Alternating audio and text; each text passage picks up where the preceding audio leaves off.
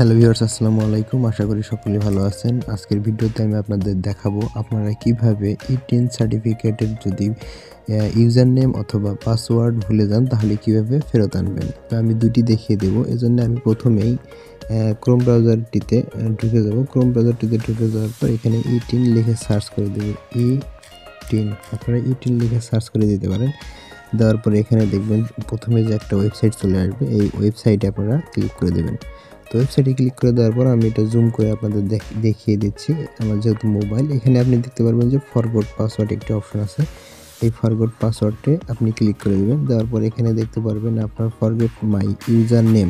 আপনি যদি user name হারিয়ে ফেলেন তাহলে এখানে আপনি ক্লিক করে দেবেন। আর যদি আপনি ইউজার নেমটা থাকে তাহলে আপনার এখানে না দিয়ে আপনি সরাসরি এখানে ক্লিক করে ফরগেট পাসওয়ার্ড দিবেন। আপনি এখানে আমি যেহেতু প্রথম থেকে করব, অর্থাৎ আমি দুইটি দেখিয়ে দেবো, ফরগেট মাই ইউজার নেম এবং ফরগেট মাই পাসওয়ার্ড দুইটাই। তো আমি এখান থেকে ফরগেট মাই ইউজার নেমে ক্লিক করে দেওয়ার পর এখানে নেক্সটে ক্লিক করে দেবো। তো নেক্সটে ক্লিক করে দেওয়ার পর এখান থেকে দেখতে পারবেন যে মোবাইল নাম্বার দেওয়ার অপশন চলে আসছে। এখান থেকে আপনি আপনার মোবাইল নাম্বারটি দিয়ে দিবেন।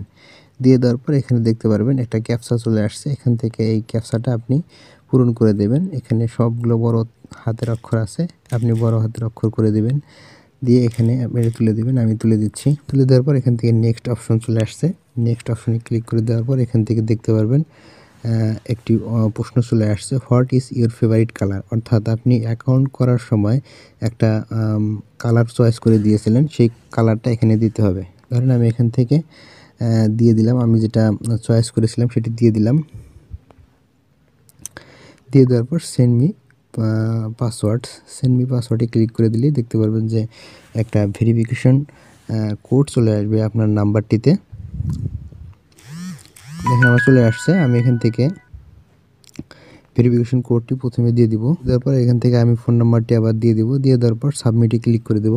দেখতে পাচ্ছেন আপনার ইউজার নেমটি চলে আসছে। তো ইউজার নেমটি আপনি এখান থেকে কপি করে নিতে পারেন।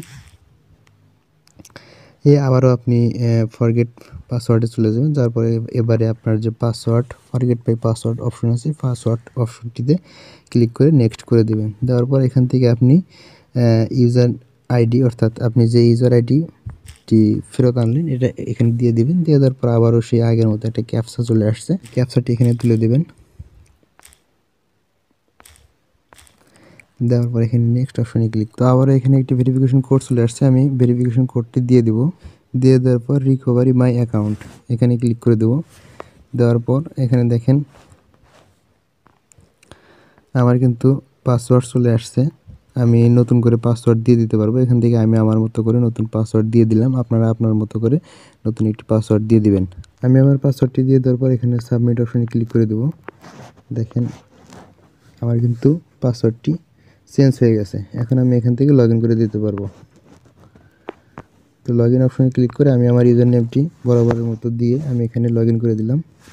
তো বন্ধুরা, এখান থেকে আপনারা দেখতে পাচ্ছেন যে এখানে যে হচ্ছে ভিউ টিন সার্টিফিকেটে ক্লিক করে দিলে কিন্তু আপনার এখান থেকে টিন সার্টিফিকেটটা চলে আসবে। তো এইভাবে আপনি আপনার হারিয়ে যাওয়ার টিন সার্টিফিকেটটি ফিরিয়ে নিয়ে আসতে পারবেন।